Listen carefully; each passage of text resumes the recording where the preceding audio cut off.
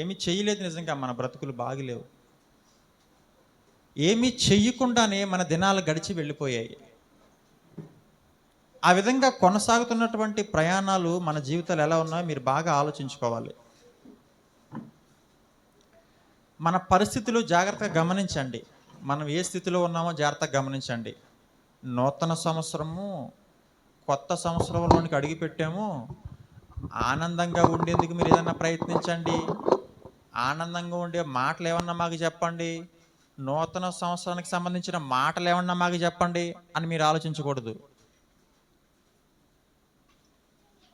సంవత్సరము మారుతున్నా ఏం జరుగుతుందని చెప్పాడు ప్రసంగి గారు? నూతనమైనది ఏదైనా భూమి మీద ఉందని చెప్పాడా?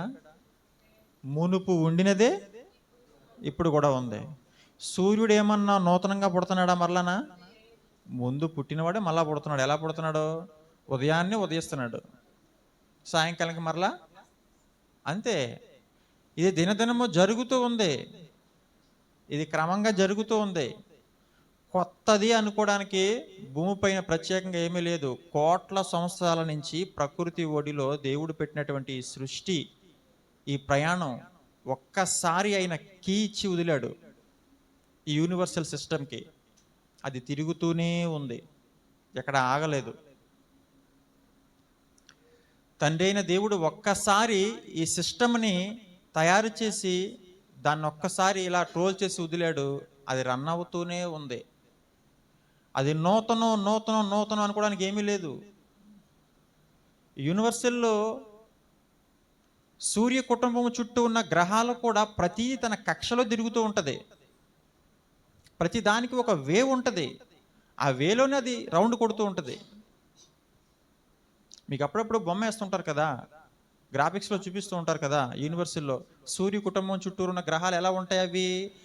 అవి ఒకదాని వెనకాల ఒకటి ఉన్నప్పటికీ కూడా అవి తిరిగే సర్కిల్ మాత్రం రౌండ్గా మనకు అది ఒక యారోలా కనిపిస్తూ ఉంటుంది. రౌండ్గా తిరుగుతున్నట్లును తన కక్షలో అవి ఉండి తిరుగుతూ ఉన్నాయి. అవి ఎక్కడ ఆగిపోలేదు. అవి ఎక్కడ కూడా ఆగిపోలేదు. మనిషి ప్రయాణము కూడా ఒక దగ్గర నుంచి ప్రయాణమై వచ్చిన మనము తిరిగి మరలా ఎక్కడికి చేరాలి? తిరిగి మరలా అక్కడికి చేరాలి. అక్కడికి చేరాలి అంటే కనుక ప్రారంభమైనప్పుడు పరిశుద్ధులమని దేవుడు చెప్పాడు. మనందరము ప్రారంభంగా ఉన్నప్పుడు మనమంతా ఎలా ఉన్నామంటున్నారు? పరిశుద్ధులము. మరి అక్కడ నుంచి భూమి మీదకి వచ్చిన తరువాత పరిశుద్ధులుగా ఉన్నవారు ఏమైపోయారు? పుట్టుకతోనే పాడైపోయారా? ప్రవర్తన వలన పాడైపోయారా? ఎదుగుదలలో పాడైపోయారా? లోకములో ఉన్నవి అలవార్చుకోవడంలో పాడైపోయారా? ఆలోచించండి. కాబట్టి చాలా తేడా ఉంది. మనం చాలా నేర్చుకోవాలి ప్రియులారా, చాలా నేర్చుకోవాలి. దేవుడు భూమి మీద పుట్టిన మనందరినీ ఏం చెప్పాడు అని అంటే, దేవుడు నరులను యథార్థవంతులుగా సృష్టించెను. కానీ నరుడే వివిధ తంత్రముల చేత పాడు చేసుకున్నాడు. మన ఆలోచనలే, మన బుద్ధి లోపమే, మన ప్రయత్నాల లోపమే. యేసుక్రీస్తు వారు డిసెంబర్ నెల 25వ తారీఖున వచ్చాడని పర్టికులర్ డేట్స్ అంటూ బైబిల్లో ఎక్కడ లేవు. ఈ సందర్భాన్ని ప్రపంచమంతా పురస్కరించుకుంటూ ముందుకు వెళుతున్న తరుణాన్ని వెంబడిస్తూ మనం వెళ్తున్నాం. ఆయన వచ్చిన విషయము, డేటు ప్రాముఖ్యమైనదా కాదా అని పక్కన పెడితే, అసలు ఆయన వచ్చిన తరువాత మనకి ఏమి నేర్పించాలనుకున్నాడు అది కదా మనకు అవసరం. వచ్చిన వ్యక్తి మనకి ఏమి ఇవ్వాలనుకున్నాడు అది కదా మనకు అవసరం. యేసుక్రీస్తు వారు భూమి మీద దేనికి వచ్చాడు? ఆయన భూమి మీద దేనికి వచ్చాడని రాయబడింది బైబిల్లో? చాలా వస్తుంటాయి వేస్ కదా. పర్టికులర్గా ఒకటి మనం గట్టిగా చెప్పడానికి ఏమని ఉంటుందంటే, ఆయన నోటి నుంచి వచ్చిన మాట, పౌలు గారు ఆయన ఉద్దేశించి మాట్లాడినప్పుడు తిమోతికి పత్రికను రాస్తూ ఆయన మాట్లాడాడు కదా. తిమోతికి రాసిన మొదటి పత్రిక 1వ అధ్యాయము 15వ వచనం ఒకసారి చదువుకొని చూడండి మీరు. కొంచెం ఓపికగా మనం ముందుకు వెళ్ళగలిగితే, ఏమండి, కొంచెం నేను ముందుగానే చెబుతున్నాను, వివరణ తక్కువ ఉండొచ్చేమో కానీ రిఫరెన్స్లు ఎక్కువగా వస్తాయి. వీళ్ళని బట్టి మీరు చూసుకోగలిగితే బెటరు. పాపులను రక్షించుటకు దేనికి వచ్చాడంట ఆయన? పాపులను రక్షించుటకు క్రీస్తు యేసు లోకమునకు వచ్చెనను వాక్యము అది నమ్మదగినది అన్నాడండి. పాపులను రక్షించుటకు యేసుక్రీస్తు వారు లోకమునకు వచ్చారట. ఎందుకు లోకమునకు వచ్చారని అడిగితే ఏం చెప్తున్నాడు ఆయన? మనుషులందరూ ఎలా ఉన్నారు? పాపములో ఉన్నట్లు మనల్ని గుర్తించింది ఎవరు? ఏమండి? పాపంలో ఉన్నామని, ఆయన చెప్పిన పని చెయ్యాలని, నెరవేర్చాలని, మనం ముందుకు వెళ్ళాలని దేవుడు మనకు రాయించాడు కదా అనేకమైన లేఖనములు. ఏమండి, ఆ లేఖనముల సారాంశాన్ని ఎందరూ గ్రహించి పట్టుకుంటున్నారు? ఆలోచిస్తున్నారా? హెబ్రీ పత్రిక 10వ అధ్యాయము 5 నుంచి చదవండి. యేసుక్రీస్తు వారు పాపములో ఉన్న వారిని విడిపించడానికి వచ్చాను అని చెప్పినప్పుడు, ఆయన భూమిలోకి వచ్చిన తరువాత, భూమి మీదకి వచ్చిన తరువాత ఆయన తండ్రితో మాట్లాడుతున్న మాటలు కూడా ఎలా ఉన్నాయి? కాబట్టి ఆయన ఈ లోకమందు ప్రవేశించినప్పుడు ఇలాగ చెప్పుచున్నాడు. ఏ లోకమందు? ఈ లోకమందు. భూలోకమందు ప్రవేశించినప్పుడు ఇలాగ చెప్పుచున్నాడు, బలియు అర్పణయు నీవు కోరలేదు గాని నాకొక శరీరమును అమర్చితివి, పూర్ణ హోమములను పాప పరిహారార్థ బలులను నీకు ఇష్టమైనవి కావు. అప్పుడు నేను గ్రంథపు చుట్టలో నన్ను గూర్చి వ్రాయబడిన ప్రకారము దేవా నీ చిత్తము నెరవేర్చుటకు ఇదిగో నేను వచ్చి ఉన్నానన్నాడు. ఎవరి చిత్తం నెరవేర్చడానికి వచ్చాను అన్నాడు? తండ్రి చిత్తము నెరవేర్చడానికి వచ్చానని చెప్పాడు. తండ్రి చిత్తము ఏమై ఉన్నదని చెప్తున్నాడు ఇక్కడ? పాపులను రక్షించటమే తండ్రి చిత్తము. పాపులను రక్షించటమే తండ్రి చిత్తము. అది తండ్రి పంపగా నేను వచ్చానని యేసుక్రీస్తు వారు చెబుతున్నారు. అయితే పూర్ణ హోమములు, పాప పరిహారార్థ బలులు, హోమములు నీకు ఇష్టమైనవి కావు. మరి ఎందుకు శాస్త్రులు, పరిచయులు పదే పదే ఆ పనులు చేసుకుంటూ ముందుకు వెళ్తున్నారు? అవి దేవునికి ఇంపైనవి కావా? మరి ధర్మశాస్త్రములో పాప పరిహారార్థ బలులు, దహన బలులు ఇవన్నీ ఉన్నాయిగా. ఎందుకు వాటిని చేస్తూ ఉన్నారు? మనం ప్రాముఖ్యంగా గమనించగలిగితే ప్రియులరా, బలులు అనేవి దేవునికి ఎంత మాత్రమును ఇష్టము కాదు. మీరు ఎందాక బలులిస్తూ దేవుని నియమాన్ని తప్పుడుతో పట్టిస్తున్నారు. పాపము చేసిన వారు తిరిగి బలి ఇస్తే తమ పాపం పోతుందని మీరు అనుకుంటూ మీరు మాత్రం పశ్చాత్తాపపడటం లేదు, మారు మనసు తెచ్చుకోవటం లేదు. చేసినదే పదే పదే చేస్తూ దేవునికి మీరు ఏమవుతున్నారు? విరుద్ధంగా మారిపోతున్నారు. అది దేవుని ఇష్టము కాదంటున్నాడు ఆయన. దేవుని ఇష్టం కాదంటున్నాడు. ఆలోచిస్తున్నారా ప్రియులారా? తప్పు చేసినప్పుడు మన వలన తప్పిదమునకు బదులుగా మరొక ప్రాణి శిక్షింపబడుతున్నప్పుడు, అది పడుతున్న కష్టము మన కళ్ళతో చూసినప్పుడు మనకు చలనము రావాలని దేవుడు కోరుకుంటున్నాడు. నా పాప ప్రాయశ్చిత్తం మరొక ప్రాణి బలి అవుతుందా అనే ఆలోచన మనకి కలగాలి. అది దేవుని ఉద్దేశం. కాబట్టి అది దేవునికి ఎంత మాత్రం ఇష్టమో కాదు. యేసుక్రీస్తు వారు ఏం చేస్తున్నారు? ఆయన చిత్తం ఏదో అదే చేస్తున్నారు. అయ్యా నీవు ఆజ్ఞాపించు, నీ చిత్తము నెరవేర్చడానికి భూమి మీదకి నేను వచ్చాను. మరి మనమందరము ఎవరి చిత్తం నెరవేర్చడానికి వచ్చాము? మనమందరము ఎవరి చిత్తం నెరవేర్చడానికి వచ్చాము? చూడండి ప్రియులారా, మనమంతా ఎవరి చిత్తం నెరవేర్చడానికి వచ్చాము? మనమంతా ఎవరం? అసలు మనమంతా ఎవరము? అవునా? పాత నిబంధనలో అందరూ ఎవరు? పాత నిబంధనలో ఉన్న వారందరికీ దేవుని పిల్లలని తెలుసా? వారందరూ దేవుని పిల్లలని తెలుసా? ప్రవక్తలు తండ్రి తండ్రిని దేవునికి మొరపెట్టారా?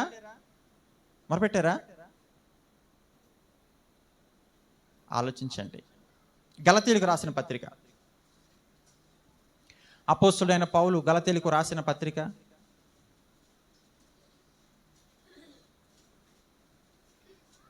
3వ అధ్యాయము 23వ వచనం ప్రియులారా చదవండి. విశ్వాసము వెల్లడి కాక మునుపు ఇక ముందుకు బయలుపరచబడబోవు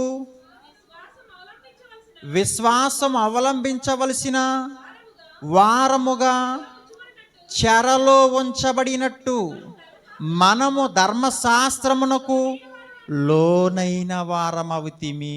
ఏమండి, విశ్వాసమునకు మునుపటి కాలము ఒకటి ఉన్నది, తరువాత కాలం కూడా ఒకటి ఉన్నది. తండ్రి అనే విశ్వాసం మనకు తెలియక మునుపు పాత నిబంధనలో ధర్మశాస్త్రమునకు మనమంతా ఏమై ఉన్నామని చెప్తుంది బైబిలు. ధర్మశాస్త్రము క్రింద మనమంతా ఏమై ఉన్నామని చెప్తుంది బైబిలు. చెరలో బానిసలుగా ఉన్నాం, ధర్మశాస్త్రమునకు లోబడిన వారముగా ఉన్నాం, ధర్మశాస్త్రము క్రింద అనగబడిన వారముగా ఉన్నాం. ధర్మశాస్త్రము వచ్చిన తరువాత మనలో పాపము ఉన్నదని రుజువు చేయబడింది తప్ప ధర్మశాస్త్రమునకు మన పాపమును తీయడానికి అవకాశము లేదు. మరొక మాట చెప్తున్నాను, ధర్మశాస్త్రము భూమి మీదకి మనకు అప్లై అయిన తరువాత పాపము ఉన్నదని రుజువు చేయబడింది తప్ప ఉన్న పాపాన్ని తీయుటకు ధర్మశాస్త్రమునకు అధికారము లేదు. ఇది పాపం ఉన్నదని ఒక స్కాన్ చేసే మిషన్ లాంటిది ధర్మశాస్త్రం అని చెప్తుంది బైబిల్. ఇదిగో ఇక్కడ పాపం ఉన్నది అని చెప్పడానికి. మరి పాపము ఉన్నదాన్ని తీసేయాలంటే ఏమండి, ఒక మంచి ఎగ్జాంపుల్ చెప్పాడు దైవజనుడు. స్కాన్ చేస్తే బోన్ ఇరిగిందో లేదో మనకి తెలుస్తుంది, కానీ స్కాను ఆ ఇరిగిపోయిన బోన్ అతికించే ఉపయోగం దాని దగ్గర లేదు. మరలా ఆ పని ఎవరు చేయాలి? డాక్టర్ చేయాలి. ధర్మశాస్త్రము కూడా మనము దాసులమై ఉన్నామని, ధర్మశాస్త్రములకు బానిసలమై ఉన్నామని, పాపములో బంధింపబడి ఉన్నామని మనకు తెలియజేసింది. కానీ అది కొట్టివేసి మన పాప బంధకములు విడిపించడానికి దానికి అవకాశము లేదు. మనమంతా ఎవరము? లోబడి ఉన్నామని చెప్పాడు చూసారా, దాని క్రింద ఉన్నామని చెప్పాడు చూసారా. మళ్ళీ చదవండి. విశ్వాసము వెల్లడి కాక మునుపు ఇక ముందుకు బయలుపరచబడబోవు విశ్వాసమును అవలంబింపవలసిన వారముగా చెరలో ఉంచబడినట్టు మనము ధర్మశాస్త్రమునకు లోనైన వారమైతిమి. ధర్మశాస్త్రముకు మనమంతా ఏమైపోయి చెప్తుంది బైబిల్? లోబడి ఉండిపోయామట. అదే 4వ అధ్యాయము 3వ వచనం. అటువలే మనమును బాలురమై ఉన్నప్పుడు లోక సంబంధమైన మూలపాఠములకు లోబడి దాసులమయ్యుంటిమి. దాసుని పని ఏంటో మీకు బాగా తెలుసు అని అనుకుంటున్నాను నేను. దాసుడు అనగానే మనకి ఏం తెలియాలండి? మనకి ఏమర్థం కావాలి? ఎక్కువగా యజమాని కింద ఉన్నవారు ఏం చేస్తారు? పని చేస్తారు. కంపెనీ యాజమాన్యం దగ్గర వర్క్ చేసే ఎంప్లాయీస్ అందరూ ఏమంటారు? దాసులు. మ్యాన్ పవర్ అంతా ఏంటి? వాళ్ళు దాసులు. మేనేజ్మెంట్ వర్క్ వాళ్ళంతా ఏంటి? వర్కర్స్ అంతా ఏంటండి? దాసులండి. వారు ఏం చెప్తే అది చెయ్యాలి. దాసుల పని ఏంటి? యజమాని చెప్పినది చెయ్యాలి. దాసుల పని యజమాని చెప్పినది అందరూ చెయ్యాలని బైబిలు తెలియచేస్తుంది. మనమంతా దాసులమయ్యుంటిమి. దాసులుగా ఉన్నవారు, దేవునికి దాసులుగా ఉన్నవారు బైబిల్లో ఉన్నారా? పాత నిబంధనలో మోషే ధర్మశాస్త్రం ద్వారాగా చెప్పబడిన తరువాత మోషే పీఠ మందు కూర్చుండి నేర్చుకున్న వారందరూ శాస్త్రులు, పరిసయ్యులు, వీరందరూ కూడా దేవునికి దాసులు. ఈ దాసులు వారి సొంత ఇష్టాలు జరిగిస్తున్నారా, దేవుని ఇష్టాన్ని జరిగిస్తున్నారా? మీరు ఆలోచించండి బాగా.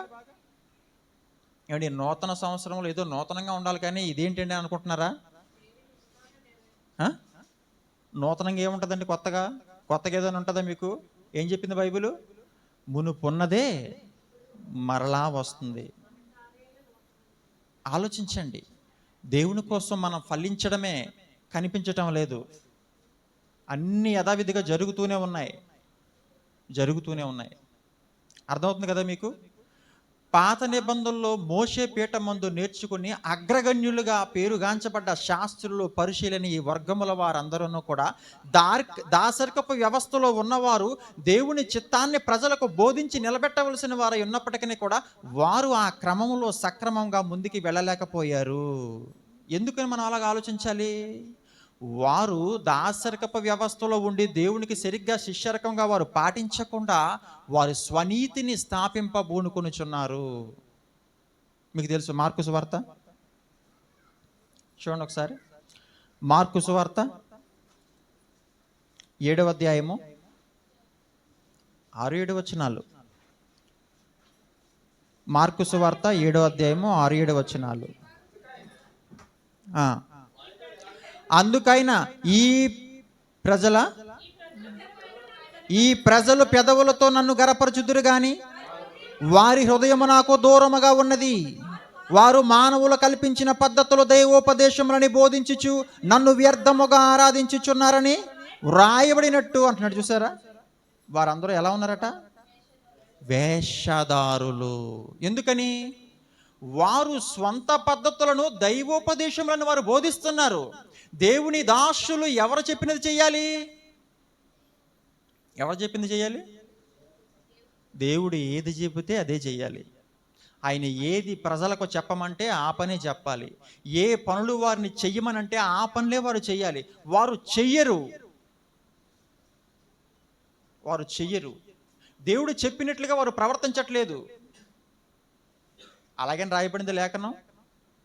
మోయ సఖ్యము కాని భారమైన బరువులు కట్టి ప్రజల మీదకు వారు ఎత్తుతారు గాని వారి చిటికిన వేలుతో నేను వాటిని కదిలింప నొల్లరు. లేఖనం రాయబడింది. మత్తయి సువార్త 23వ అధ్యాయంలో ఉంటుంది సెంటెన్స్ అంతా. వీరి పరిస్థితి కూడా అలాగనే ఉంది. వీరు ఏం చేస్తున్నారు?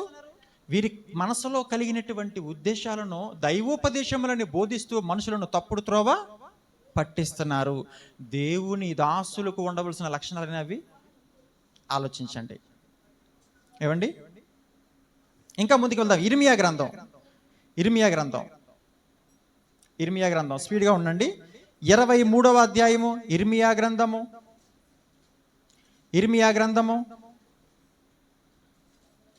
23వ అధ్యాయము 16-17 వచనాల. ప్రియులారా, సైన్యములకు అధిపతియగు యెహోవా ఎలాగూ సెలవిచ్చుచున్నాడు,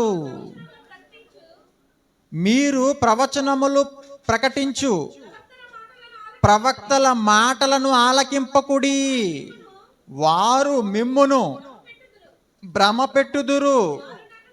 వారు నన్ను తృణీకరించు వారితో మీకు క్షేమము కలుగునని యెహోవా సెలవిచ్చిననియు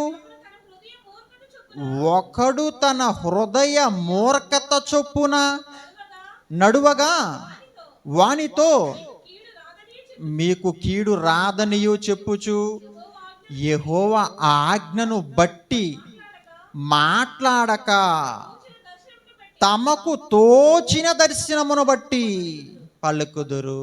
దేవుడు దర్శనం ఇవ్వట్లేదా వారికి? ఇవ్వట్లేదండి. దొంగలు. దేవుడిచ్చిన దర్శనం వారు చెప్పటం లేదు. వారికి తోచిన దర్శనం మాట్లాడుతున్నారట. దేవుని దాసులు ఏం చేయాలండి? ఏం చేయాలి? ఏం చెప్పాలి? ఎవరి దర్శనం ప్రజలతో చెప్పాలి?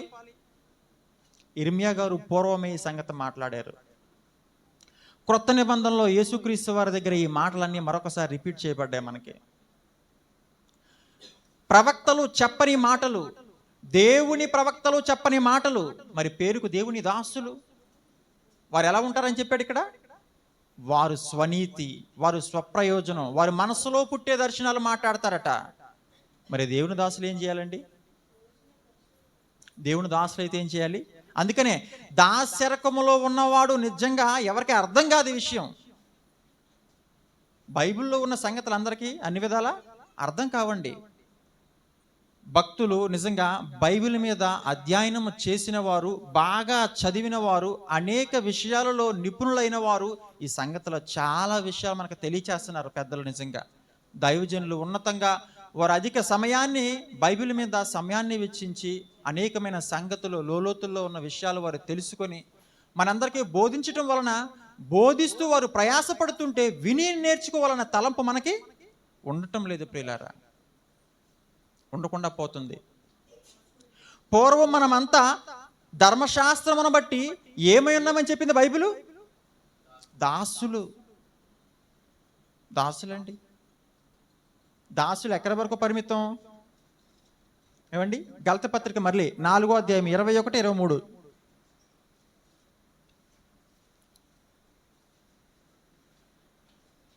నాలుగో అధ్యాయము 21 నుంచి. ధర్మశాస్త్రమునకు లోబడి ఉండగోరు వారులారా, మీరు ధర్మశాస్త్రము వినుటలేదా? నాతో చెప్పుడి.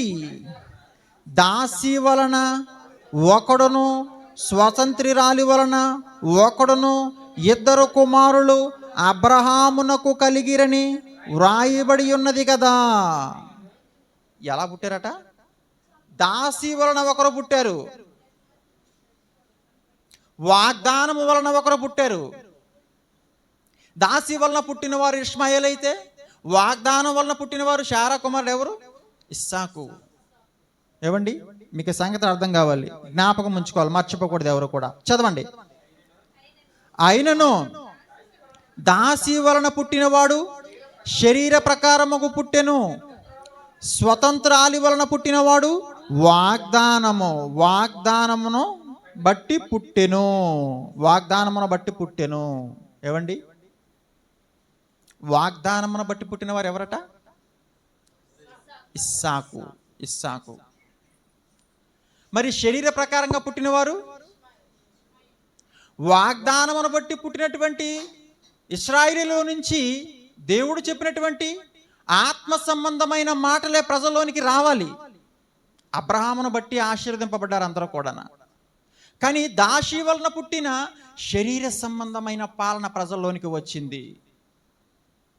ఇష్మాయిలుకు ఉన్నటువంటి లక్షణాలు వీళ్ళందరిలోనూ చోటు చేసుకున్నాయి. దేవుడు చెప్పినటువంటి ఆత్మ సంబంధమైన లక్షణాలు వారిలో చోటు చేసుకోలేదు. మనమందరమును కూడా వాగ్దానం వలన ఫలము పొందుకోవాలని ఆనాడు దేవుడు అబ్రహామునకు మాట ఇచ్చిన దానిని బట్టి అనేక జనాంగము నీ వలన ఆశీర్వదింపబడాలని దేవుడు మాట ఇచ్చాడు. ప్రపంచ జనమందరూ కూడా నీ వలనే ఆశీర్వదింపబడాలని దేవుడు మాట ఇచ్చాడు. అలా మాటిచ్చిన వాగ్దానములో ఇష్మాయేలుకి దక్కలేదు, దాని ప్రతిఫలం ఇస్సాకుకి దక్కింది. ఇస్సాకు నుంచి వచ్చిన వారమై మనం ఉండాలని దేవుడు కోరుకుంటున్నాడు. ఇష్మాయేలు వంశములో వచ్చిన వారముగా ఎవరు ఉండకూడదు. శరీర సంబంధమును బట్టి పుట్టాడని చెప్పాడు దేవుడు. అర్థమవుతుందా మీకు? పుట్టిన వారిలో కూడా ఈ క్లారిఫికేషన్స్ అవసరమా? మరి అవసరమేనండి. పుట్టక ముందే చెప్పాడు. ఎవరి కోసం? ఇష్మాయేల్ కోసం పుట్టకముందు చెప్పాడా లేదా? మరి యేసుక్రీస్తు వారి కోసం పుట్టకముందు చెప్పలేదా? చెప్పాడు లేదా దేవుడు? ప్రజలను తమ పాపముల నుంచి విడిపించడానికి లోకరక్షకుడు పుట్టనయ్యన్నాడు. ఇష్మాయేల్ ఎలాంటి వాడు? అడవి గాడిద వంటి స్వభావం గలవాడని చెప్పాడు. ముందే దేవుడు చెప్పాడు. కాబట్టి దేవుడు చెబుతున్నటువంటి వాగ్దానము వైపు మన పరుగులు ఉండాలి. ఆయన చెబుతున్నటువంటి మాటల వైపు మన ఆలోచనలు ఉండాలి. ఆయన చూపిస్తున్నటువంటి వేలో మనం అందరం వెళ్ళాలి. అప్పుడు మనము దాస్యములో నుంచి విడిపింపబడతాము. దాస్యం అనే కాడి క్రింద చిక్కుకుపోయిన ప్రజలను విడిపించడానికి ఆయన వచ్చాడు. మనమందరము విడిపింపబడాలని దేవుడు కోరుకుంటున్నాడు. కాబట్టి యేసుక్రీస్తు వారిని మన అందరి కొరకు రక్షకునిగా భూమి మీదకి పంపించాడు. మనమందరం ఆ విషయాన్ని గమనించాలి. ఏమండి, కొత్త సంవత్సరం అడుగు పెట్టాం, కొత్తగా ఏమైనా ఉంటుందా? వాక్యమునకు మించిన రుచికరమైన పదార్థం ఏది ఉండదండి, తెలిస్తే గనక. మీరు బాగా ఆలోచించండి. ఆ మాట చెప్తూ హెబ్రీ పత్రిక 3వ అధ్యాయం 7వ వచనం. హెబ్రీ పత్రిక 3వ అధ్యాయం 7వ వచనం. మరియు పరిశుద్ధాత్మ 3:7 మరియు పరిశుద్ధాత్మ ఇట్లా చెప్పుచున్నాడు, నేడు మీరాయన శబ్దమును వినిన ఎడల అరణ్యములో శోధన దినమందు కోపము పుట్టించినప్పటి వలె మీ హృదయములను కఠిన పరచు కొనకుడి. ఇశ్రాయేలీయులు అందరూ అరణ్యంలో ఎలా ఉన్నారు తెలుసా? వారిని ఒకసారి బానిసరకం నుంచి విడిపించిన తరువాత దేవుని శబ్దము వినకుండా, ఆయనకు చెవి ఇవ్వకుండా దేవునికి వారందరూ ఎలా అయిపోయారు? కోపము పుట్టించారు. ప్రియులారా, కోపము పుట్టించారు. ఆల్రెడీ ఒక బానిసరకములో ఉన్న వారిని దేవుడు ఏం చేశాడు? విడిపించాడు.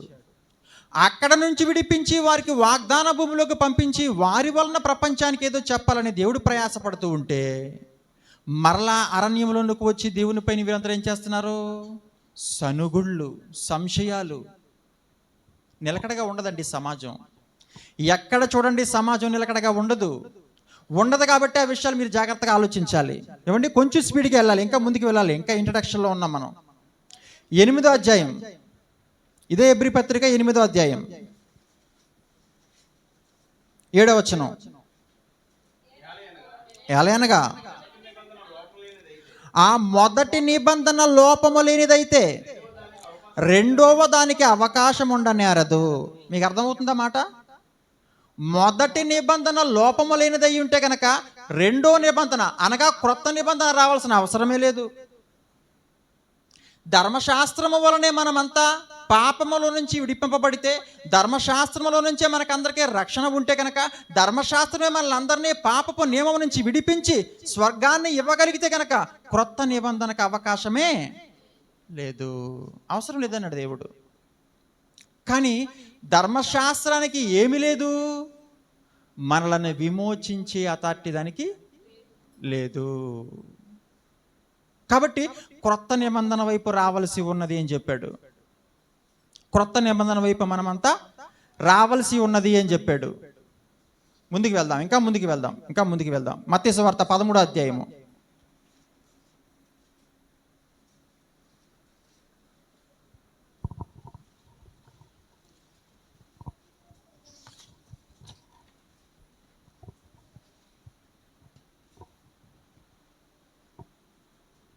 మత్తయి సువార్త 13వ అధ్యాయము 16-17 వచనాలు. ప్రియులారా, ఎవరి కన్నులు చూచుచున్నవి? ఎవరి కన్నులు చూచుచున్నవి? ప్రజలు అంటున్నాడండి.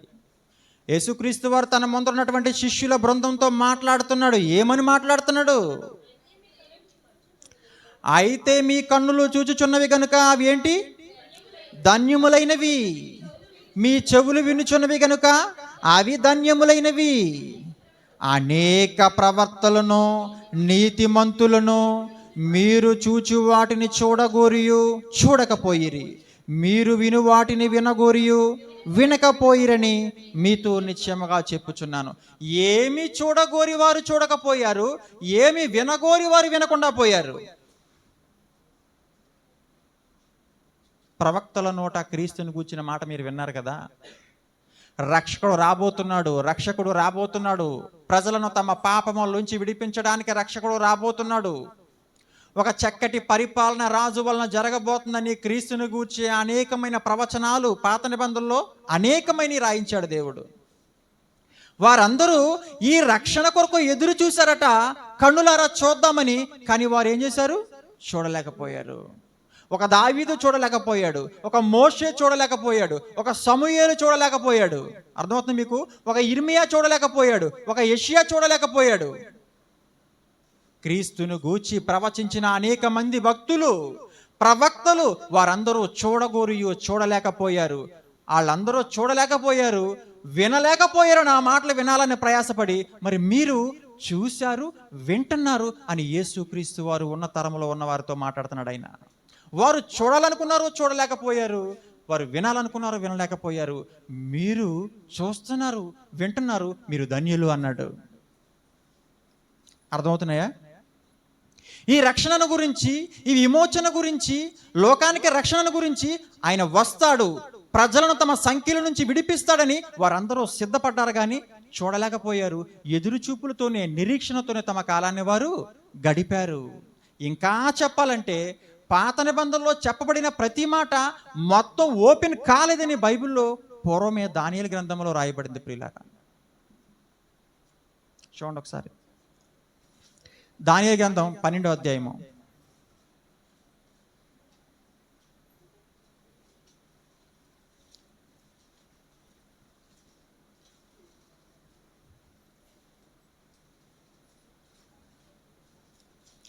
పన్నెండు 4వ వచనం చదవండి. దానియేలు, నీవు ఈ మాటలను ఏం చేయాలి? ఎందుకు మరుగు చేయాలి? ఎందుకు మరుగు చేయాలండి? దానియేలు గారికి ఎందుకు చెప్పట్లేదు? దానియేలు గారికి ఎందుకు చెప్పట్లేదు? సర్వసత్యము అనేది క్రీస్తు వారు భూమి మీదకు వచ్చిన తరువాతే అందరికీ తెలియపరచబడుతుంది. అప్పటి వరకు ఇది ఏమవునో, ఏం చెయ్యాలో ఇవన్నీ పక్కన పెట్టు. నేను నీకు ఏది చెబితే అదే నువ్వు చెయ్యి. నీకు ఏం చెప్పాను? రాబోవారు ఈ విషయంలో తెలుసుకున్నట్లు గ్రంథంలో నేను చెప్పిన సంగతి మాత్రమే రాసి ఉంచు. మరుగు చేయబడి ఉంచానంటే అలాగే రాయి. అంటే ఆయనకు కూడా తెలీదా? తెలీదు, ఆయన చెప్పలేదు కదా. చెప్పలేనిది ఏం చెప్తే ఏమవుతుంది? బిల్డప్ అవుదా? దేవుడు చెప్పలేని మాట ఈయన కానీ ప్రత్యేకంగా రాస్తే ఏమవుతుంది? మళ్ళా చదవండి. దానియేలు, నీవు ఈ మాటలను మరుగు చేసి అంత్యకాలము వరకు ఈ గ్రంథమును ముద్రింపుము. ఏమండి, మరుగు చేసి అంటే ఏంటి? దాచేయి. ఏమన్నాడు దేవుడు? దాచేయి. నేను ప్రజలకు రక్షణ విలువను భూమి మీద సృజింపను ఉద్దేశించిన సంగతులను జ్ఞాన వివేకములు కలిగి వెతుకులాడు జనాంగము వచ్చే వరకు మరుగై ఉండాలి. ఈ సంగతులు దాయి, తెలియకూడదు ప్రజలకి. మరుగు చేసి చాలా మంది నలుదిశలా సంచరించినందున తెలివి అధికమగునని అని నాతో మాటలాడు గాబ్రియేలును అతడు చెప్పాను. ఎవరితో చెప్పినటువంటి మాట? గాబ్రియేలును దూత నాతో మాటలాడి ఈ మాటలు చెప్పాడు అని చెప్పేసి గ్రంథకర్త రాసేసాడండి. అంటే దానియేలు గారికి కూడా అన్ని విషయాలు తెలీదా? తెలీదు. మరి ఎవరు చెప్పాలి? ఏమండి, అన్ని విషయాలు అంటే ఏంటి అనుకుంటున్నారు? సర్వసత్యము క్రీస్తులో ఉన్నది. అప్పటి వరకు పరలోకమందు ఉన్న దేవుడు సైన్యములకు అధిపతి, భీకరుడైన దేవుడు, సృష్టికర్త అయిన దేవుడు, మహామహుడకు దేవుడు యెహోవా. అలా చెప్పారు ప్రవక్త అందరూ. తండ్రి అని ఎవరు చెప్పారు మనకి? ఆ సంగతి తెలుసా ప్రవక్తలకి? చెప్పలేదు. తండ్రి అని ఎవరు మాట్లాడారు? మీరు ప్రార్థన చేసినప్పుడు ఎలా చేయాలని ఎవరు చెప్పారు? అర్థమవుతుంది కదా. ఒక చెంప మీద కొడితే మరో చెంప చూపించాలని ఎవరు చెప్పారు? జ్ఞానముగా ప్రవర్తించడం అంటే కంటికి కన్ను పంటికి పన్ను కాదు, కొట్టు వాణిని నీవు క్షమించి విడిచిపెట్టాలని ఎవరు చెప్పారు? సర్వసత్యం క్రీస్తులో ఉన్నది. ఆ సంగతులన్నీ పూర్వం ఉన్నటువంటి ప్రవక్తలందరికీ తెలియదు. మరుగు చేయమన్నాడు. అందుకనే మరుగు చేయి. ఈ సంగతి తెలియక, ఈ విషయం సరిగ్గా మింగుడు పడక, వంట పట్టక, మోషే ధర్మశాస్త్రమందు కూర్చుండి నేర్చుకున్న ఆలోచనలు కలిగి అహమతో డంబముతో మెడిసి పడుతున్న వాళ్ళు చేసే పనులు, మేము పాత్రులము, మేమే ధర్మశాస్త్రమును నేర్చుకున్న వారము, వాగ్దానములు మావి, వాగ్దాన పుత్రులము మేమని మెడిసిపోతూ వారు లోబడి తత్వాన్ని కోల్పోయారు. దాసులు ఎలా ఉండాలో వారికి తెలియకుండా పోయిందన్నాడు దేవుడు బైబిల్లో. ఇద్దరు ప్రార్థన చేయడానికి వెళ్ళారు కదా, మీకు సెంటెన్స్ తెలుసు కదా. పరిసయ్యుడు, సుంకరి. పరిసయ్యుడి ప్రార్థన ఎలా ఉంది? చూడండి, ఆ సెంటెన్స్ చూడండి. లోక 18.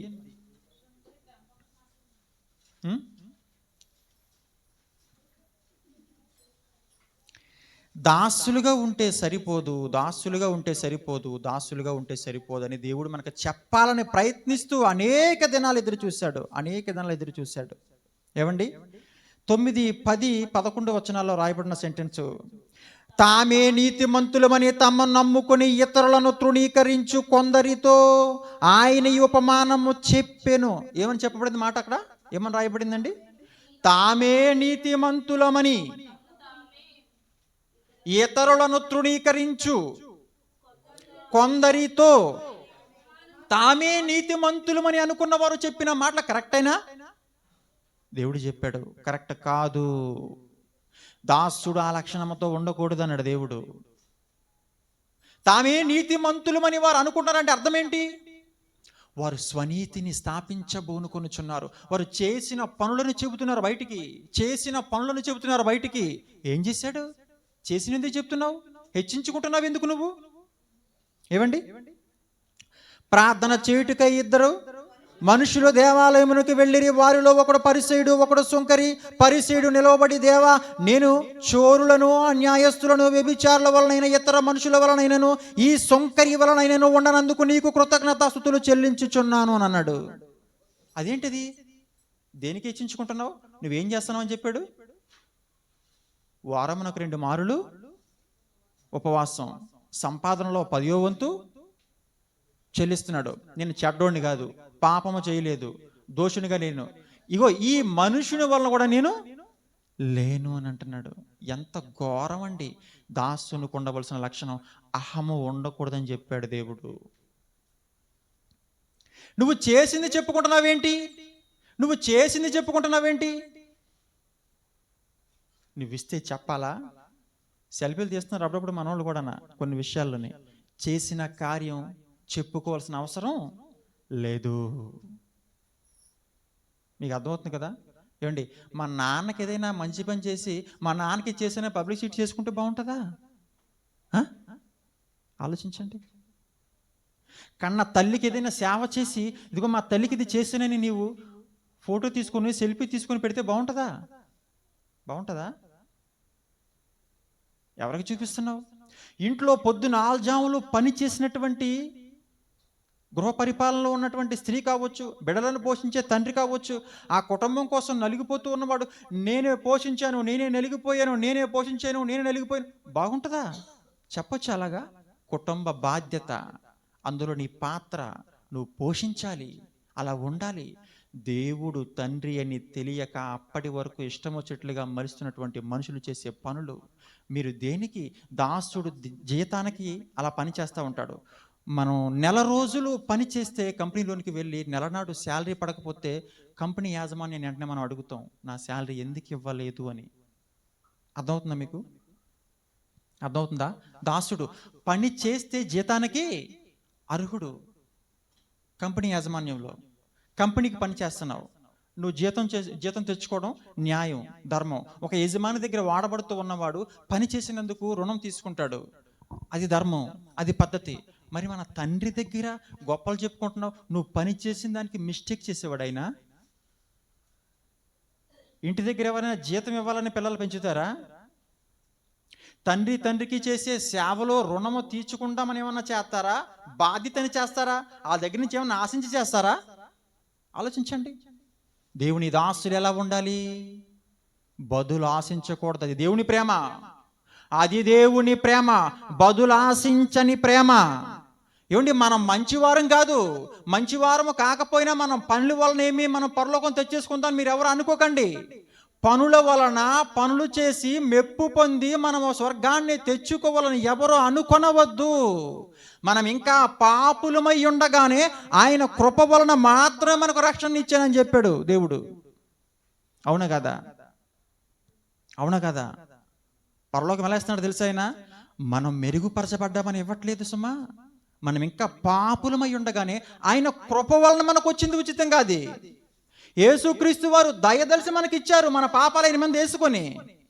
లేకపోతే పరలోకపు గవిని మనకు కనబడద కంటికి, ఆయనే చూపిస్తున్నాడు దాన్ని. పరలోకపు ద్వారము అని ఆయనే అడ్డుగా పడిపోయి ఆ మెట్టు నా మీద నుంచే కాలు వేసుకుని మీరు ఎక్కెళ్ళాలని చెప్తున్నాడు మనకి. ఆయన లేకపోతే మనకు ఆ ద్వారం కూడా మన కంటికి కనపడదు. ఆలోచించండి. దాసులుగా ఉన్నవారు ఎలా ఉండాలి తెలుసా? చాలా తగ్గించుకోవాలి ప్రియులారా. దాసులు ఎక్కడి వరకు వెళ్తారు? ఏమండి, ఎక్కడి వరకు వెళ్తారు? డ్యూటీ 8 hours పని చేసి ముగించుకొని వచ్చేస్తాం. ఎవరింటికన్నా వెళ్ళినా పనులు చేసుకొని వచ్చేస్తాం. ఏ యజమాని దగ్గరన్నా పని చేసినా పని చూసుకొని వచ్చేస్తాం.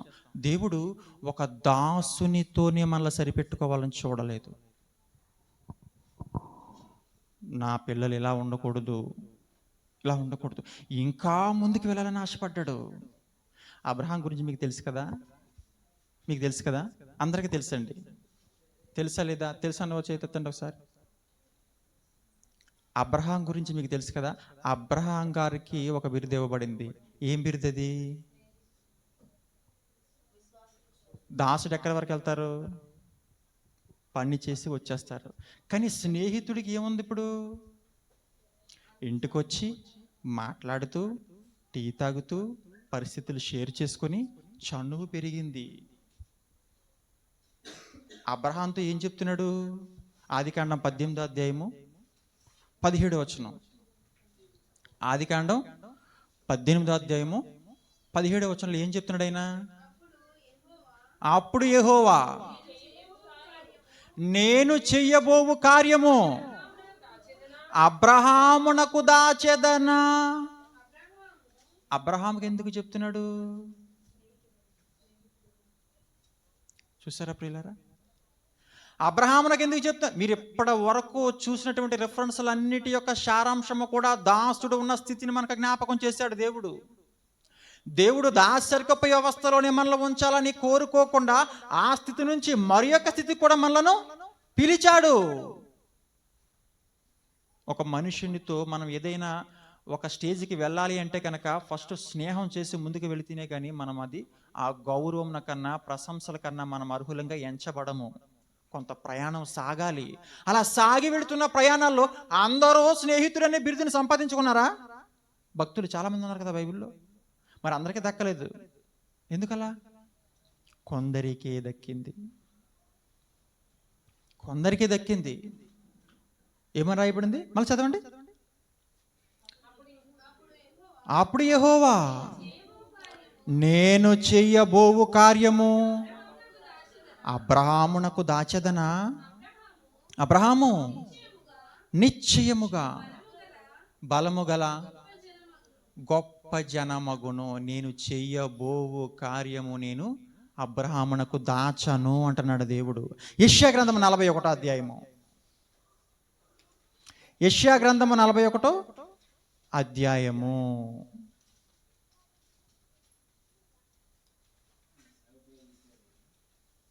8వ వచనం. ప్రియులారా, నా సేవకుడైన ఇశ్రాయేలు, నేను ఏర్పరచుకుని యాకోబు. ఏమన్నాడండి? నా స్నేహితుడైన అబ్రహాము సంతానమా. ఏమిటండి?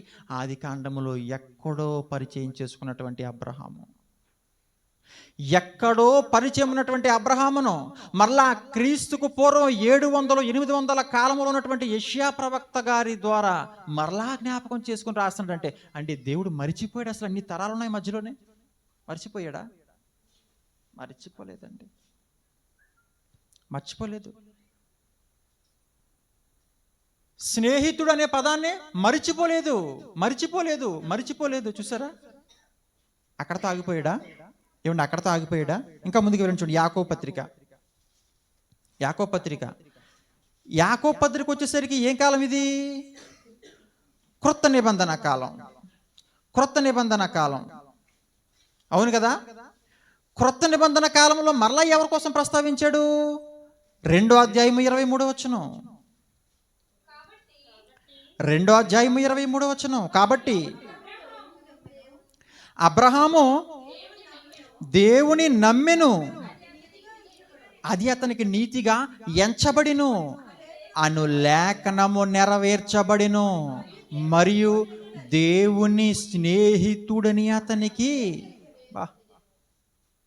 ఏమండి, అంత్యకాలము, బైబిల్ పూర్తవ్వడానికి ఉన్న కాలము, క్రీస్తు వారు మరణించిన మొదటి 100 సంవత్సరముల కాలములో మరలా అబ్రహాము గారిని స్నేహితుడని దేవుడు పేర్కొన్నాడు.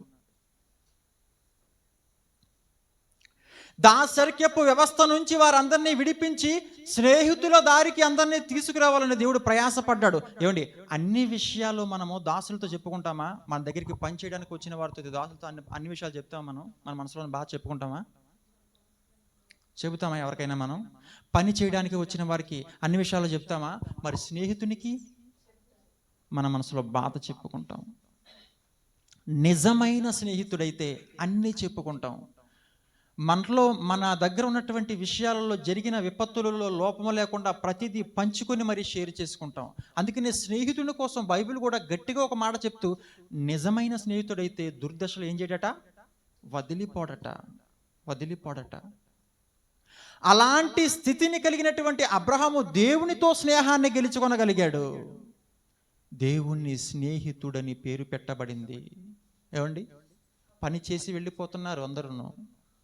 దాసరికమునకు పని పర్పస్లో పిలువబడిన వారందరూ పని చూసుకొని 8 అవర్స్ డ్యూటీ చేసుకుని వెళ్ళిపోతూ ఉంటారు. మరి స్నేహితుడు ఇంటి వరకు వస్తాడు, సమస్యను చూస్తాడు, ఎలాగైనా మాట్లాడతాడు, ఏదైనా తెలుసుకుంటాడు. ఎప్పుడెప్పుడు ఇంటికి వస్తాడు స్నేహితుడు? ఏమండి, అలాగే మరొక మాట కూడా చూద్దాం. యేసుక్రీస్తు వారు ఇంకా తన శిష్యులతో కూడా మాట్లాడాడండి. యోహాను సువార్త 15వ అధ్యాయము 15వ వచనం. ప్రియులారా, యోహాను సువార్త 15వ అధ్యాయము 15వ వచనం. దాసుడు తన యజమానుడు చేయు దానిని ఎరుగడట. చూసారా? అబ్బా, ఎంత గొప్ప భాగ్యం అండి! వీళ్ళందరూ ఎవరండి? శిష్యులు. శిష్యులందరినీ ఏమంటున్నాడు? మిమ్మల్ని దాసులని పిలవనంటున్నాడు. అంటే ఫస్ట్ ఇచ్చిన ప్రయారిటీ ఏంటది? దాసులు ప్రయారిటీ. దాసులుగా మీరు ఉంటే సరిపోదు, మీరు స్నేహితులుగా ఉండాలని దేవుని వాక్యం సెలవిస్తున్న వారందరి మధ్య. దాసుడు తన యజమానుడు చేయు దానిని ఎరుగడు గనుక ఇక మిమ్మును దాసులని పిలవక స్నేహితులని పిలుచుచున్నాను. ఎందుకని స్నేహితులని పిలుచుచున్నావు ప్రభువా? ఆలోచించారా? ఆయన చెప్తున్నాడు. అలా మీరు ప్రశ్నించుకున్నప్పుడు ఆ సంగతి మీకు అర్థమవుతుంది. ఎందుకని స్నేహితులని పిలుచుచున్నావు ప్రభువా అని మనం అడిగినప్పుడు కింద అంటున్నాడైనా, ఎందుకంటే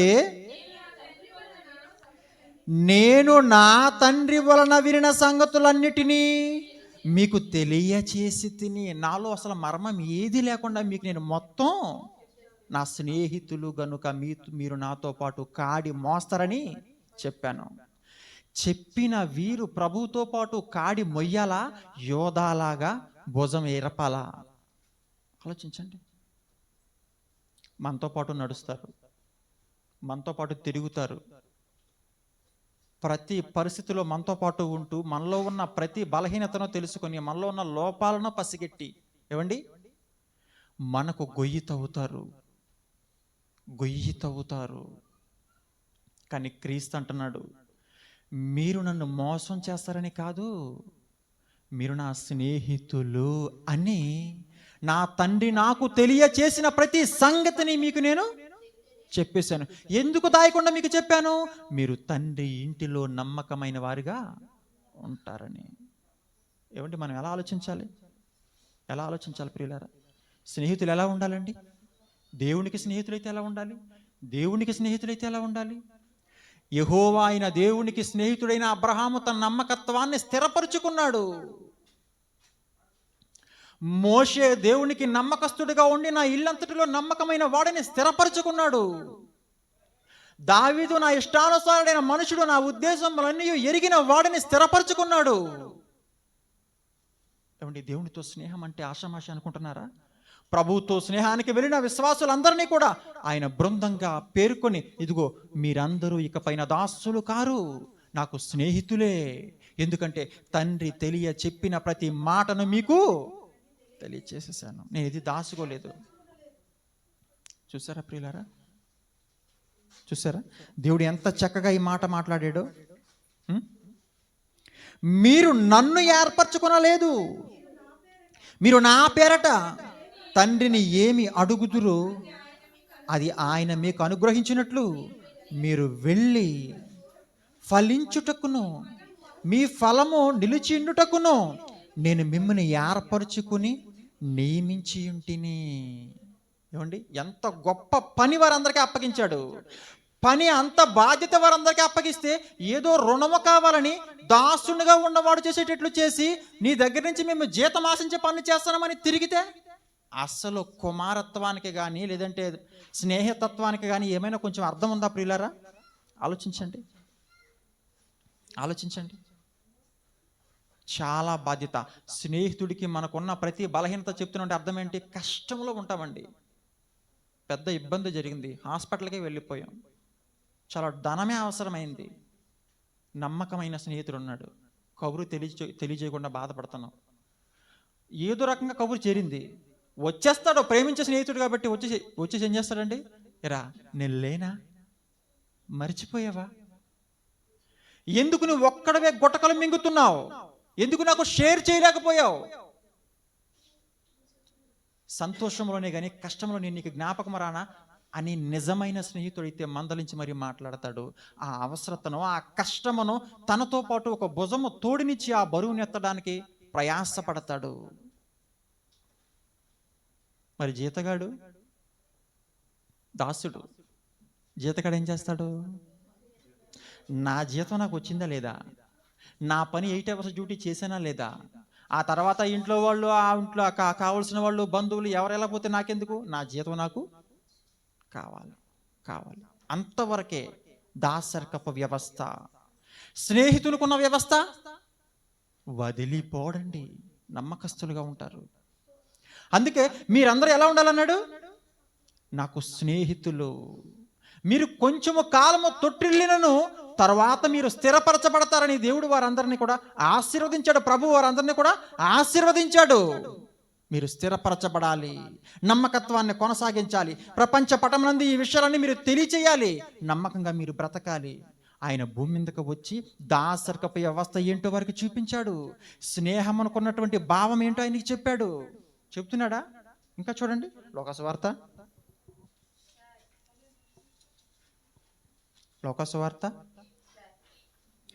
11వ అధ్యాయము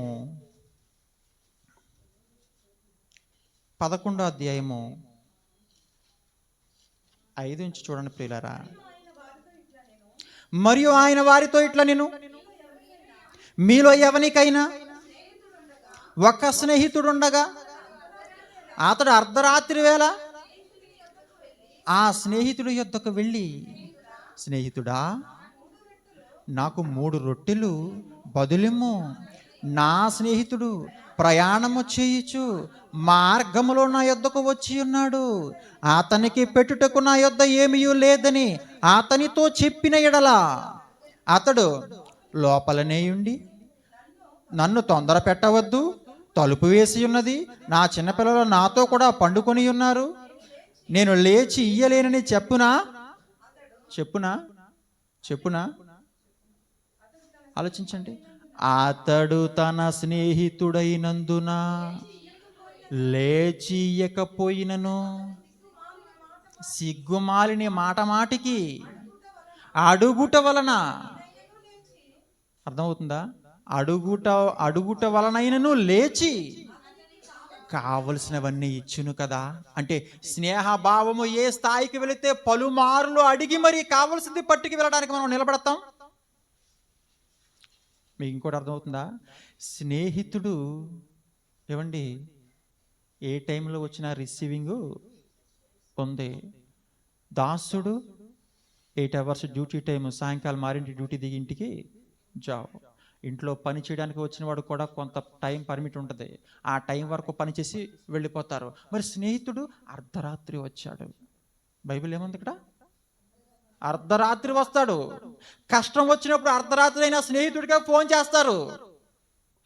స్నేహితుడు మనసు తెలుసుకున్నవాడు, స్నేహితుడు కష్టంలో తోడున్నవాడు, తనతో పాటు ఆ ఆలోచనను పంచుకున్నవాడు, బాధల్లో ఉన్నవాడు, నాతో పాటు దేనికైనా నిలబడతాడు, స్థిరముగా ఉంటాడు, నా మాట కాదనడు, నమ్మకము కలిగిన వాడు అనే ఆలోచనతో స్నేహితులతో మనం ఎన్ని పంచుకుంటాం. కాబట్టి అర్ధరాత్రి వేళ లేసి వచ్చి, స్నేహితుడా నాకు మరొక స్నేహితుడు ఉన్నాడు. ఈ స్నేహితుడు ఏం చేస్తున్నాడట? మరొక స్నేహితుడి కోసం మాట్లాడుతున్నాడు. దారి ప్రయాణం వలన అలసట రీతిలో నా ఇంటికి వచ్చాడు, నా యొద్ద ఏమీ లేదు, నీవు నాకు స్నేహితుడివే కదా, నీ యొద్ద నాకు కొన్ని రొట్టెలు ఇవ్వు. అర్ధరాత్రి వేళ వచ్చాడట.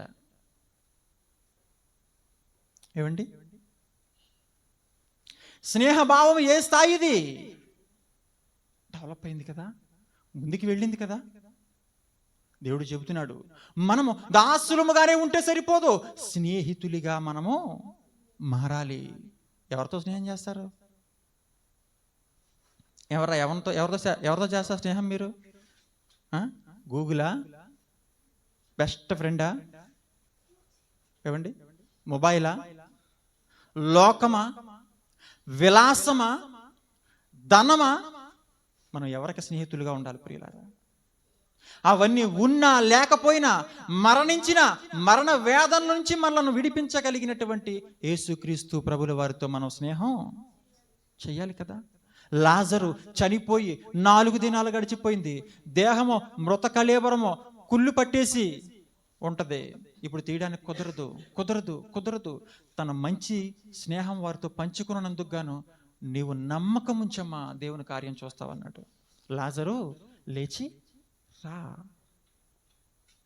ఎవరి మీద ఉంచాలి మన నమ్మకాన్ని? ఆలోచించండి. ఎవరి మీద ఉంచాలి? దేవునితో మనం స్నేహం చేయాలి ప్రియులారా. దేవుని నమ్మకత్వాన్ని మనం సంపాదించుకోవాలి. ఆయనతో ఉండే స్నేహాన్ని మనం రుజువు చేసుకోవాలి. మనిషి ఎలా ఉంటాడో తెలుసండి? అప్పటి వరకు స్నేహం చేసి నడిచి మనతో పాటు ఉన్న కష్టం వచ్చినప్పుడు 10 రూపాయలు పెట్టాల్సి వస్తుందని తెలిస్తే కనుక వెనక్కి జారిపోతాడు. అలాంటి స్నేహం వద్దు. పేతురు, నేడు రాత్రి కోడి కుయ్యక మునుపు నీవు నన్ను ఎరుగునని ముమ్మార్లు పలికేస్తావు. ప్రభువా, నేను నీతో పాటు మరణముకైనను చెరలోనికైనను నేను వచ్చేస్తాను, నేను మాత్రం అలాగ అనను ప్రభువా. అవునా నాయన? ఏం చేశాడు? తొట్టిల్లిన వారు మరలా ఏం చేశాడు? తిరిగి నిలబడ్డాడు. మనము తొట్టిల్లటం పెద్ద విషయం కాదు, మీరు అర్థం చేసుకోండి. పడిపోవడం పెద్ద విషయం కాదు, మీరు ఆలోచించండి. మరలా దేవుని స్నేహాన్ని నిలబెట్టడానికి మీరు మానవత్వాన్ని ధరించుకోండి. దేవుని కోసం మంచి స్నేహాన్ని బలోపేతం చేయాలి మనం. అందుకే సంఘములో మీరు ఎలా ఉండాలంటున్నాడు? క్రీస్తు విశ్వాసాలు అంటే మనం ఏం చూడాలి తెలుసండి? సంఘాన్ని చూడాలి. అందులో శిష్యుల బృందములో మనం ఎవరిని చూడాలి? సంఘాన్ని చూడాలి. వారు నేర్చుకున్నటువంటి ఆ స్నేహ తలంపు, ప్రభు వారికి పంచినటువంటి స్నేహ భావాలు, వారు సంఘముగా కట్టిన వారందరిలోనూ ప్రభు పంచిన ప్రేమనే కదా అందరికీ పంచాలి. వారు పంచిన ప్రేమనే, అపోస్తలులు స్థాపించినటువంటి ఆ సంఘములో ప్రేమనే కదా నేటి వరకు మనము కూడా సంఘాలలో పంచుకుంటూ వస్తూ ఉండాలి. అర్థమవుతుందా మీకు? మరి అప్పుడు ఉన్నటువంటి ఆ సంఘాల్లో ఉన్న బలమే ఇప్పటి వరకు క్రీస్తు సామ్రాజ్యాన్ని వ్యాప్తి చెందించుకుంటూ వచ్చిన మాటల వాస్తవమై ఉంటే, మరి మనము కూడా అదే క్రీస్తుకి శిష్యులుగా మనమందరము కూడా చేర్చబడ్డాం. దాసులుగాను పనిచేస్తున్నాం. స్నేహితులు స్థానానికి వెళ్ళాలని ప్రయాసపడాలా లేదా? ఏమండి, మొదటగా అందరూ శిష్యులయ్యారు. మీరు శిష్యులు కాదు, ఇప్పుడు ఏమన్నాడైనా? స్నేహితులు. మరి స్నేహితుల జాబితాలుగా మనం అంతా చేరాలా లేదా? స్నేహితుడు అయితేనే కదా తన బాధ్యత అంతా మనతో పాటు పంచుకుంటాడు. అయ్యా, నేను నీ పనిలో బాధ్యతగా ఉంటాను, నన్ను వాడుకో అని ప్రార్థన చేయాలంటే స్నేహతత్వాన్ని గెలుచుకోవాలి మనం. పర్మిషన్ మనకి ఇవ్వాలంటే ఆయన. అర్థమవుతున్నాయి నా మాటలు మీకు?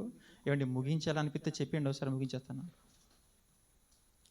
కానీ మీరు కొంచెం ఓపికగా ఉంటానంటే మరొక కొద్ది నిమిషాలు వదిలేస్తాను. అర్థమవుతున్నాయి నేను చెప్పే మాటలు? అర్థమవుతున్నాయా? నూతన సంవత్సరంలో మీరు ఏం నేర్చుకుంటున్నారు? యేసుక్రీస్తు వారు భూమి మీదకి వచ్చారు, ఏదో నేర్పించాలని చెప్తున్నారు. ఆయన ఏమి నేర్పించడానికి వచ్చారు? మీరు దాసులు కాదురా బాబు, మీరు పరజనులు కాదురా నాయన, మీరందరూ దేవునికి దాసులుగా ఉంటే కుదరదు అంటున్నాడు. మీరు స్నేహితులుగా మారాలంటున్నాడు, స్నేహితులుగా ఉండాలని అంటున్నాడు. ఏం నేర్చుకోవాలండి మనమంతా? స్నేహితులుగా ఉంటేనే సరిపోదా? సరిపోదు. ఆయన ఇంకా ముందుకు తీసుకెళ్ళాడు మనల్ని అందరినీ. యేసుక్రీస్తు వారు ఎక్కడికి తీసుకెళ్ళాడు? మనల్ని ముందుకు తీసుకెళ్ళాడు. ఏమండి, ఒక్కొక్క మెట్టు ఎక్కుకుంటూ మనమంతా ఆయనలోనికి వెళ్ళాలి. అలా స్నేహితులుగా ఉంటే సరిపోదు అని ఆయన ఇంకా ముందుకు తీసుకువెళ్ళాడు. ఇప్పుడు ఇంటికి పనిలోనికి వచ్చిన వాడు సాయంకాలం 6 వరకు, ఉదయం 9 నుంచి సాయంకాలం 6 వరకు పనిచేసి 8 అవర్స్ డ్యూటీ ముగించుకొని వెళ్ళిపోయేవాడు దాసుడైతే, పని కాలం ముగిసిపోయిన తర్వాత కూడా మన కష్టాలు ఇష్టాలు షేర్ చేసుకొని మన దగ్గర టీ తాగుతూ మంచి చెడులు పంచుకుంటూ చేదోడుగా ఉండేవాడు స్నేహితుడైతే, అంతకు మించిన పరిమితి ఏమిటి అనంటే కుమారులు కుమారులు కుమారులు కుమారులు. ఎంత చక్కని విశ్లేషణ అండి దేవుడు మనకు చెప్పిన ప్రతి మాట ప్రియులారా, ఎంత చక్కటి విశ్లేషణ. ఏవండి, యోహాను సువార్త 1:12, యోహాను సువార్త 1:12 ఆయన మాట్లాడుతున్నాడు. తాను ఎందరు అంగీకరించిరో, తన్ను ఎందరు అంగీకరించిరో వారికి అందరికీ, అనగా తన నామమందు విశ్వాసం ఉంచు వారికి దేవుని పిల్లలగుటకు, ఏమనుందండి, దేవుని పిల్లలగుటకు ఆయన అధికారం అనుగ్రహించెను. పిల్లలైతే ఎక్కడి వరకు వస్తారు ఇప్పుడు? పిల్లలైతే ఎక్కడి వరకు వస్తారు ఇప్పుడు? మీరు బాగా ఆలోచించండి. పిల్లలైతే ఎంతవరకు వెళ్ళిపోతారు? అన్ని వాళ్ళేనండి. పిల్లలంటే ఏంటి తెలుసా? అబ్బాయి ఎంత ఉంటుందో తెలుసండి. బాల్యం నుంచి పిల్లలు చేసే ప్రతి విషయంలో ఎలా ఉంటుందో తెలుసా? పిల్లలు ఎక్కడి నుంచి ఎక్కడికి వెళ్ళిపోయారు చూసారా మీరు? పిల్లలు మారాన్ చేస్తారు. నాకు ఇది కాదు అది కావాలని అడుగుతారు. చనువు, మా అమ్మ మా నాన్న మాది, ఇది నాది నాది నాది నాది అనే స్థితిలోనికి వారు వచ్చేస్తారు. ఎవరిది ఇదంతా? ఎవరిదండి? దేవుని పిల్లలది, దేవుని పిల్లలది, దేవుని పిల్లలది. ఆ మాటలే చెప్పాడు ఆయన. ఏవండి, ఆ మాట చెప్పాడు ఆయన. తన్ను ఎందరు అంగీకరించిరో వారందరికీ, అనగా తన నామమందు విశ్వాసం ఉంచి వారందరికీ దేవుని పిల్లలగుటకు ఆయన అధికారం అనుగ్రహించెను. అర్థమవుతుందండి? ఎందరైతే అంగీకరించారో వారందరికీ దేవుని పిల్లలని అనిపించుకోవడానికి దేవుడు అధికారము క్రీస్తు ద్వారా అనుగ్రహించాడంట. పిల్లలు ఎక్కడ ఉంటారండి? ఎక్కడ ఉంటారు ఇప్పుడు? పిల్లలు ఇంట్లోనూ ఉంటారు, బయట ఆడుకుంటారు. ఇంకెక్కడికి వెళ్తారు? అమ్మ నాన్నతో బెడ్రూమ్లో పడుకుంటారండి. అమ్మని కలేసి పెట్టుకొని పడుకుంటారండి. నాన్న రెక్కల మీద పడుకుంటారండి. భుజం మీద నిద్ర అవుతారండి. అబ్బా, ప్రేమ అండి. దాన్ని వర్ణించే విషయంలో విఫలమైపోతుంది క్రైస్తవ సమాజం. మీరు ఇప్పుడే చదివారు. అదే లోకసువార్త 11వ అధ్యాయంలో 7వ వచనంలో మీరు చదివినటువంటి సెంటెన్స్ స్నేహ భావం గురించి మాట్లాడుతూ ఆ స్నేహితులు లోపడేమని చెప్తున్నాడు చూడండి మీరు అక్కడ. ఆ లోపలనే ఉండి నన్ను తొందర పెట్టవద్దు, ఏమున్నదట, తలుపు వేసి ఉన్నది, నా చిన్న పిల్లలు నాతో కూడా పండుకొని ఉన్నారు. తన చిన్న పిల్లలు ఎక్కడున్నారంటున్నాడు? నాతో కూడా పండుకొని ఉన్నారు. దేవుని పిల్లలు దేవునితో కూడా కలిసి ఎక్కడికైనా వెళ్ళాలి. దేవుని కుడిపార్శ్వమునకు వెళ్ళిపోవాలి. దేవుని రొమ్మున ఆనుకోవడానికి మనం అందరం వెళ్ళిపోవాలి. అదైన పంచాలనుకుంటున్నాడు. మీరు అన్యజనులుగా ఉన్నారా? నీతిని ఎరగని వారుగా ఉన్నారా? దాసరికపు చెరలో ఉన్నారా? మిమ్మల్ని విడిపించాను. స్నేహ భావాలు మీకు పంచాలనుకున్నాను. నా ప్రేమను మీకు పరిచయం చేయాలనుకున్నాను. అక్కడ నుంచి మీరు అలా ఉంటే సరిపోదు, స్నేహితులుగా ఉంటే సరిపోదు, మీరు కుమారులుగా ఉండాలని నేను కోరుకుంటున్నాను దేవుడు తెలియపరుస్తున్నాడు. ఆ మధుర ప్రేమ అండి నిజంగా మంచి విషయం అండి. ఆలోచించారా ప్రియులారా? ఆలోచించారా? గలతీయులకు రాసిన పత్రిక 4వ అధ్యాయం చూడండి. మీరు ఇప్పుడు చదివినటువంటి విషయంలోనే 3వ వచనం నుంచి చదవండి. 4వ అధ్యాయము 3వ వచనం నుంచి కుమారులు విషయంలో ఆయన మాట్లాడుతూ మనకు చెబుతున్నాడు. అటువలే మనము బాలురమై ఉన్నప్పుడు లోక సంబంధమైన మూలపాఠములకు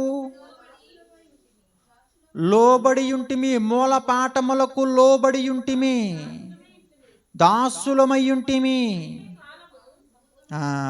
అయితే కాలము పరిపూర్ణమైనప్పుడు ఎవరిని పంపాడట? యేసుక్రీస్తు వారిని. క్రిస్మస్ ఎందుకు వచ్చింది తెలుసా? ఏవండి, క్రిస్మస్ ఎందుకు వచ్చింది తెలుసా?